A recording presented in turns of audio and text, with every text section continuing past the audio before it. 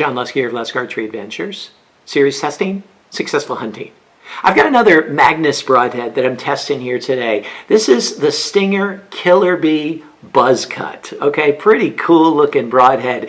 And you know, I've been testing the Magnuses recently. In a couple years ago I tested them and they did really well. In the way past my early years of doing broadhead testing, I think I was overly harsh on them, and so I wanted to give them another look, and they did great in the test I did a couple of years ago. And so now I'm testing some of their other models and seeing how they perform, and really eager to test this one. I never have, and it just looks cool, and so I'm eager to put it to the test. So let's zoom on in here and go through some of the design features and specifications, and then we're going to test out this Killer Bee using my 2023 protocol. And if you want to know the behind the scenes of each of the tests and why I do them and how they're done and stuff, I have a video that I just put out earlier this year about that, so you can check out my 2023 broadhead testing process to see all the behind the scenes like that. And for these tests, I'm using my Bowtech CP28 set at 72 pounds, and I'm using Bishop FOC King arrows, about 440, 460, depends on the weight of the broadhead I'm testing grains. And then for the really hard impact shots, I'm using the Bishop Fat Eliminators because they can handle just about anything. All right, so let's zoom on in here and check out this Killer Bee and then put it to the test. Here's a good look at the broadhead. You see it spins very well. All of the Magnus heads have really tight specifications and spin well and typically fly really well. We'll see about that with this one. But there's some really interesting features about this. This is the 125 grain model. So it's got a cutting diameter in this direction of 1 1/16 inches. And then in this direction, 3/4 of an inch. So the total cut is 1.81 inches. Really nice cut for a fixed blade broadhead like this, of this design. The blades are made out of a stainless steel. The ferrule is an aluminum. I'm not sure what kind of aluminum.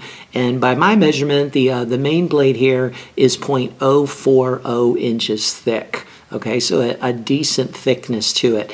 And you'll notice also that it's solid. Okay, that's going to make it a bit quieter in flight. Though the bleeder, the small bleeder here, that's vented, but it's pretty small. But it's going to be quieter than if this was vented as well. And then you notice that it's sharpened, double bevel sharpened all the way around. Got a really nice tanto tip on there to help prevent rollover and to make it a little more stout. And it's really pointy. The blades feel really sharp.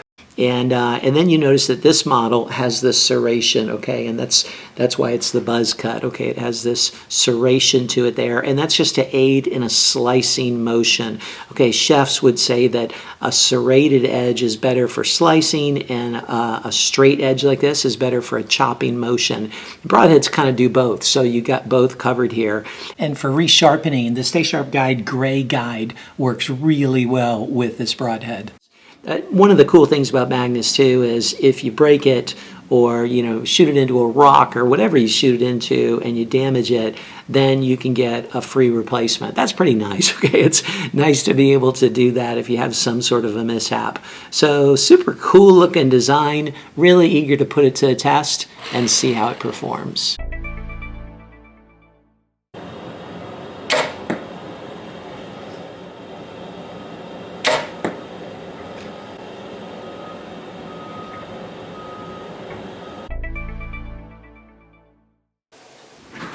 It took 200 grams of force to cut through the wire, which is a 10 on a 10-point scale.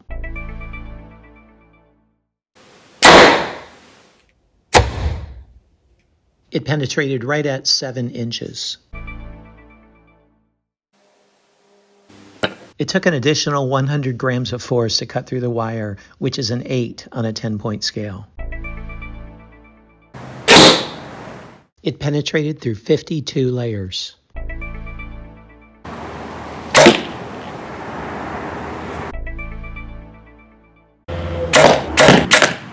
It's in perfect condition after the 3 shots through the MDF. It's in really good shape after the 2 shots through the steel plate. There's just the slightest bit of edge chatter on the top edge of that blade, but otherwise really held up well.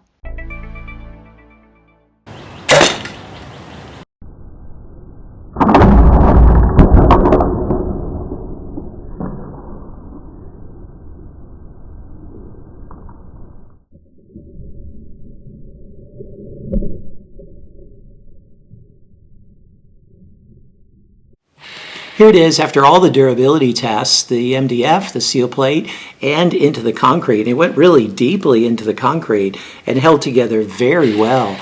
The edges are in good shape. The tip got a little tiny bit of curl to it, but the ferrule stayed very straight and it spins very well. So what did you think of the Killer Bee? Man, I really like this head, okay? I've been testing the Magnuses recently, and I really like the Black Hornet, really like this Killer Bee.